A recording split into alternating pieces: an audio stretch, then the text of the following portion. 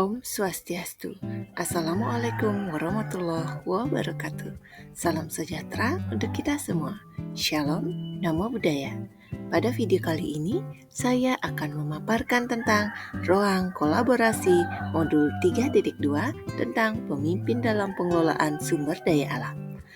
Kami dari kelompok 1 akan memaparkan tentang hasil pemetaan identifikasi semua aset yang dimiliki daerahnya.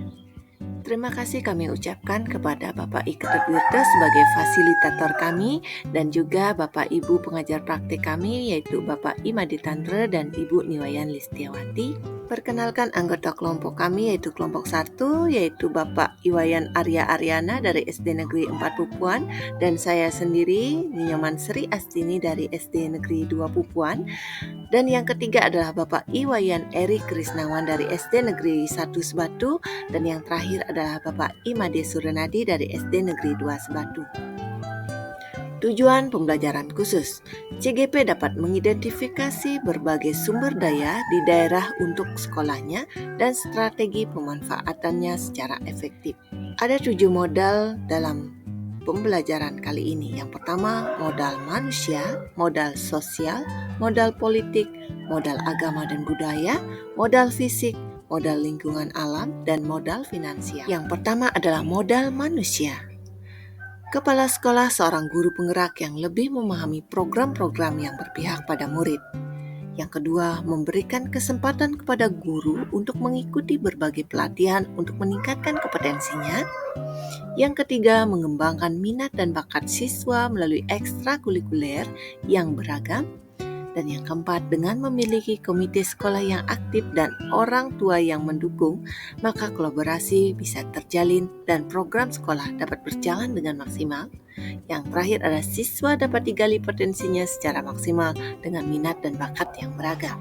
Berikut adalah dokumentasi asetnya. Yang kedua adalah modal sosial. Strategi pemanfaatan yaitu kepala sekolah bersama guru dan siswa mengadakan kegiatan ngayah di pura sekitar areal sekolah pada saat jeda semester dan saat adalan serta mengaturkan dana punya sesuai kemampuan sekolah. Menghimbau kepada warga sekolah untuk berempati jika ada guru maupun siswa sakit untuk menjenguk dan memberikan sumbangan. Yang ketiga, memanfaatkan komunitas belajar sebagai wadah berbagai praktik baik dan menuangkan keresahan yang sama terkait dengan pendidikan sehingga mampu menghasilkan ide inovasi pembelajaran yang berpihak pada murid. Berikut adalah dokumentasi aset yang kita miliki. Yang ketiga adalah modal politik, puskesmas, polsek, dan koramil. Strategi pemanfaatannya yaitu menjalin kerjasama dengan puskesmas ini dilaksanakan untuk menunjang kesehatan semua warga sekolah, terutama murid. Yang kedua, menjalin kerjasama dengan polsek dan koramil. Ini menjadi aset potensial untuk diberdayakan guna sosialisasi tentang anti-bullying dan lain-lain. Berikut adalah dokumentasi aset, kolaborasi, dan sinergi dengan pihak pemangku kepentingan.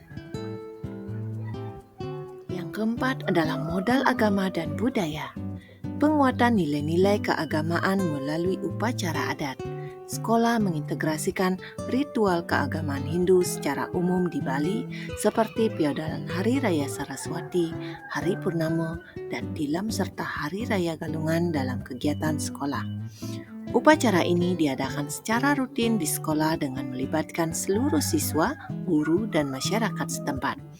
Selain itu, siswa juga diajarkan mengenai makna dan filosofi di balik upacara tersebut dalam mata pelajaran agama Hindu. Strategi pemanfaatannya, membangun kerjasama dengan tokoh agama dan masyarakat adat setempat untuk mendukung pelaksanaan upacara piodalan di sekolah. Melibatkan siswa dalam seluruh proses upacara, mulai dari persiapan hingga pelaksanaan agar mereka memahami dan menghargai tradisi budaya dalam keagamaan yang diwariskan. Yang terakhir adalah mengintegrasikan pembelajaran tentang upacara ini dalam kurikulum sehingga siswa tidak hanya mengetahui cara melaksanakan tetapi juga memahami nilai ritual dan filosofinya. Budaya. Pergelaran teater mini dengan mengangkat kearifan lokal budaya sekitar dilakukan setiap akhir tahun ajaran sebagai bagian dari pengembangan budaya di sekolah. kegiatan peseraman kilat yang berkolaborasi dengan tokoh desa adat, penyuluh bahasa Bali, dan orang tua siswa dalam mengembangkan dan melestarikan budaya lokal. Yang kelima adalah modal fisik. Terdiri atas dua kelompok utama, yaitu bangunan yang bisa digunakan untuk kelas atau lokasi, melakukan proses pembelajaran, laboratorium, pertemuan, ataupun pelatihan.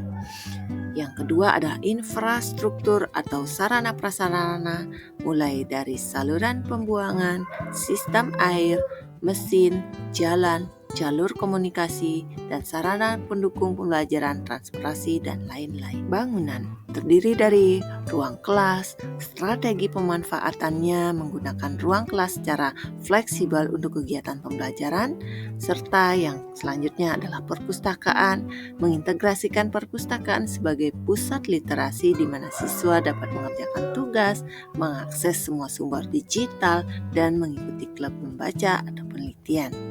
Yang selanjutnya adalah ruang UKS, memberikan pelatihan kesehatan kepada siswa, melaksanakan program pemeriksaan rutin, dan menjadi pusat edukasi dalam sistem kesehatan. Yang selanjutnya adalah ruang kepala sekolah, memanfaatkan ruang untuk rapat dengan staf, menerima kunjungan orang tua, dan merencanakan program pengembangan sekolah. Yang selanjutnya adalah ruang guru, menyediakan ruang untuk kolaborasi antar guru, persiapan materi ajar, dan lain-lain. Yang berikutnya adalah toilet atau jamban, strategi pemanfaatnya memastikan kebersihan dan perawatan rutin serta edukasi kepada siswa mengenai pentingnya menjaga kebersihan. Dan berikutnya adalah kantin. Kantin ini adalah tempat menyediakan makanan bergizi bagi siswa, memastikan kebersihan kantin sekolah, memastikan makan dan minum yang disajikan sehat dan bergizi. Yang selanjutnya adalah Padmasana, menjadi pusat kegiatan keagamaan serta tempat fleksibel dan mediasi untuk siswa yang membutuhkan ketenangan. Yang selanjutnya adalah halaman sekolah yang luas. Halaman sekolah yang area bermain, taman yang lapang, dan olahraga. Strategi pemanfaatannya dapat dilakukan untuk upacara bendera, bermain, dan latihan-latihan upacara, dan latihan pramuka, dan lain sebagainya.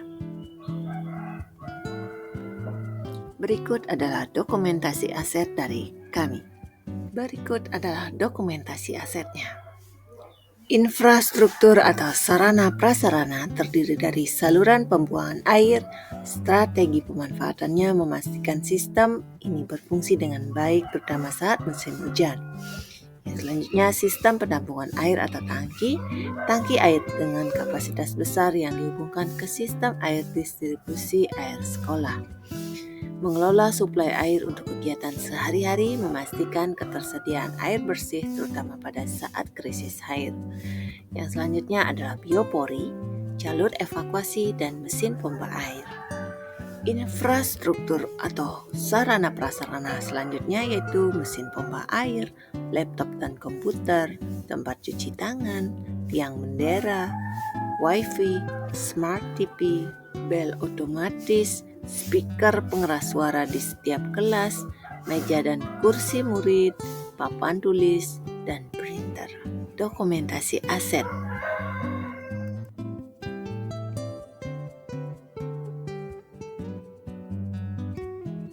Yang keenam adalah modal lingkungan alam.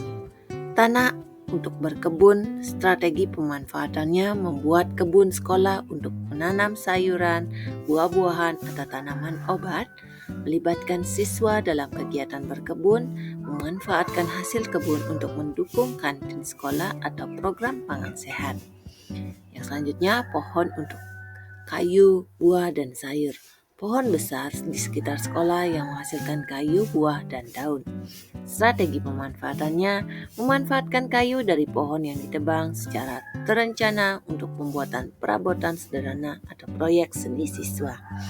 Mengelola panen buah dari pohon untuk media pembelajaran dan konsumsi siswa. Menggunakan daun untuk kompos atau bagian bahan ajar dalam pelajaran biologi tentang siklus hidup tanaman. Yang selanjutnya adalah udara bersih dari pedesaan, hewan ternak dan peliharaan. Berikut adalah dokumentasi aset dari kelompok kami. Yang ketujuh adalah modal finansial. Dana BOS reguler, dana BOS bantuan operasional sekolah reguler adalah sumber pendanaan utama dari pemerintah yang digunakan untuk membiayai kegiatan operasional sekolah, termasuk pembelian alat tulis, pemeliharaan fasilitas, dan gaji pegawai honorer.